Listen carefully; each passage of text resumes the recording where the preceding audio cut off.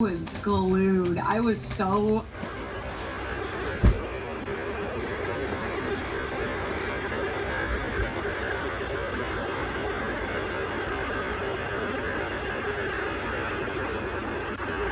that was all about this epidemic of teen pregnancy. In America, we were seeing some of the highest rates of teen pregnancy in our country's history. In 2008, over 750,000 women under the age of 20 were pregnant.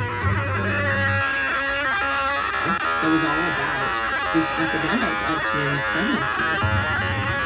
In America, we were seeing some of the highest rates of teen pregnancy in our country's history. In 2008, over 750,000 women under the age of 20 were pregnant. And 13,500 of those pregnancies were 14 and under. And MTV decided there's a show in this story. and most American teens just as well having fun. I remember the first time I saw the commercial, I was glued. I was so excited to watch it. And the commercial that they did, they started with Macy's big belly. we are introduced to a new pregnant teen each episode. So we really are seeing it through from the final stages of pregnancy to watching this teen mom welcome a child into her world. This is something I can't watch anymore. There's nothing like this on TV. I love the styling. I love the way that they presented the material. It's very much styled like Juno was. Juno was this beloved film that came out 2 years earlier, which centers around a teen pregnancy story. It had that Hollywood movie veneer on it, and you can even see hints of that inspiration. There are those diary sketches that open up each episode, and that is really reminiscent of what we saw in Juno. I think in the beginning, the characters that they cast, like, no, whatever you had thought about what girls get pregnant is wrong. This is everyone. Look at this girl. Look at Macy. Look at even Farrah. She had a two-parent home and is a cheerleader. It was your daughter can have this happen. It really kind of opened the conversation and scared a lot of people. And Americans need to be shook up a little bit, I think. I've been doing media for over 30 years. In 2009, I was mostly known for Love Live. I was willing to put myself in environments that were uncomfortable because entertainment, funny music, that attracts the eye.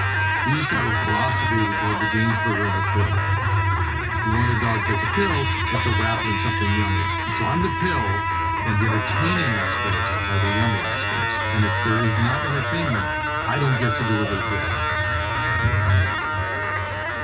Prior to 16 and pregnant, I had done a show a few years earlier for NBC where Hoda Kotb and I hosted a primetime special where 16-year-old couples were dreaming babies, live infants. These children were being sort of observed while they tried to manage an infant. But I knew it quite wasn't hitting the target yet. And in fact, during that episode, a distinguished professor of psychiatry from Yale stood up and said, "This is terrible. We don't do experiments like this because we can't get these through human investigation committees because the amount of stress that babies are likely to be feeling in even very short periods of time." That caught me off guard a little bit. And I'll never forget you mentioned there is a pandemic of pregnancy among 16-year-olds in this country.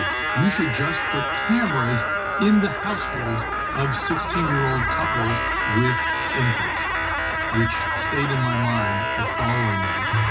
So when 16 and pregnant came along, I both knew from my own experience it would have a significant impact on teen pregnancy, and I remember that psychiatrist saying, "This is the way to do this. It's a good idea."